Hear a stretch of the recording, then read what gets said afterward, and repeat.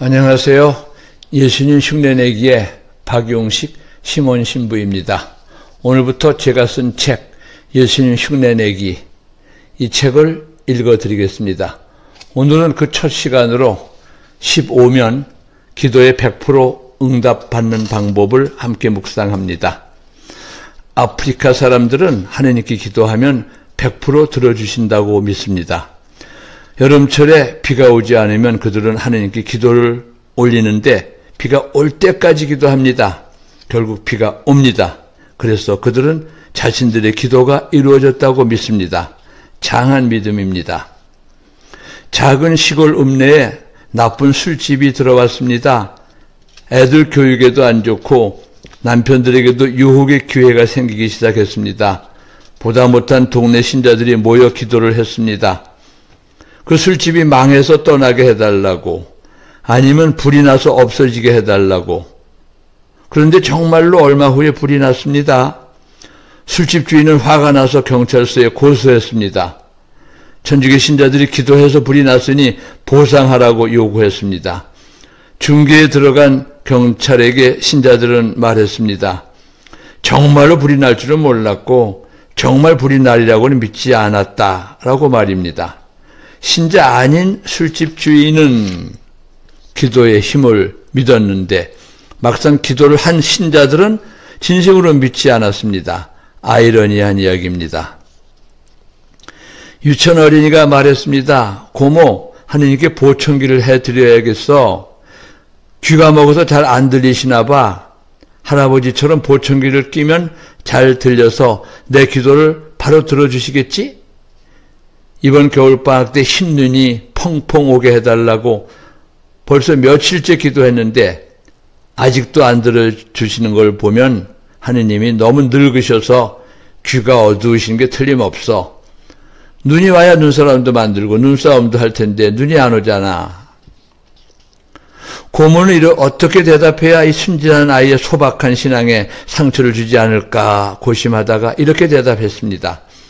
하느님께서 귀먹어서 못 들으신 게 아니라 다 들으셨는데 워낙 부탁한 기도가 많아서 먼저 접수된 기도를 들어주시느라 네 기도가 뒤로 밀린 모양이다.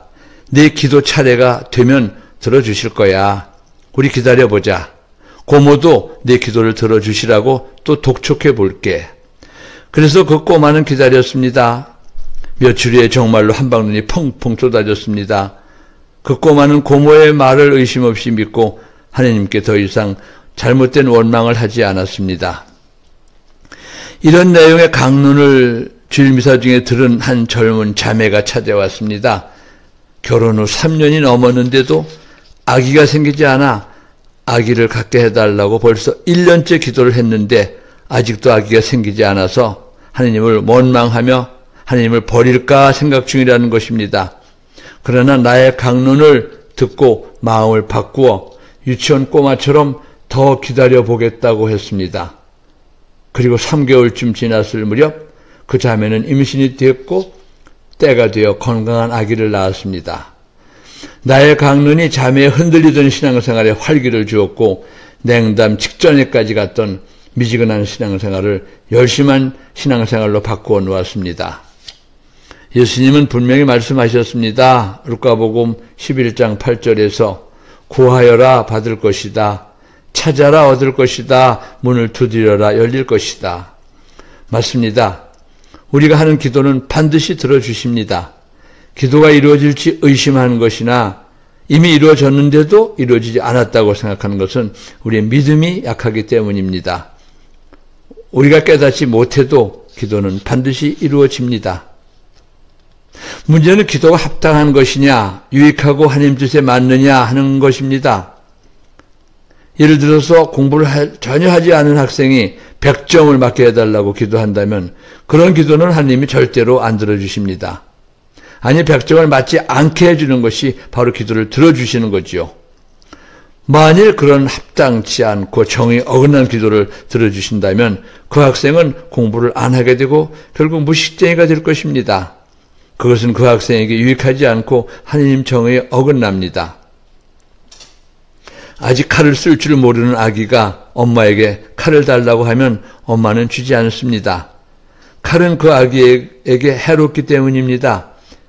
비록 그 아기가 이해를 못하고 엄마를 원망하고 미워해도 엄마는 아기의 청을 들어줄 수 없습니다. 마찬가지로 우리가 하느님께 무엇을 달라고 할 때 우리가 보기에 아무리 합당하고 옳은 것이라도 하느님 보시기에 유익하지 않고 우리에게 해롭다면 그 청을 들어주지 않는 것이 바로 들어주는 것이죠. 우리가 사과를 달라고 기도할 때 어떨 때는 하느님은 복숭아를 주실 수도 있습니다. 그 이유는 나에게는 사과보다 복숭아가 더 좋기 때문이죠. 그렇다면 기도할 이유가 없지 않습니까? 하느님이 알아서 좋은 것을 주실 텐데 왜 하느님께 청하겠습니까? 하고 말할 사람이 있습니다. 그렇지 않습니다. 하느님은 청하지 않는 사람에게 강제로 주시지 않습니다. 죄인을 강제로 성인으로 만들지 않으시고 원치 않는 사람에게 강제로 은총을 주시지 않습니다. 그래서 우리는 하느님께 청해야 합니다. 청하되 내가 바라는 것을, 내가 원하는 것을 청하지 말고 나에게 유익한 것을, 하느님 뜻에 맞는 것을 청해야 합니다.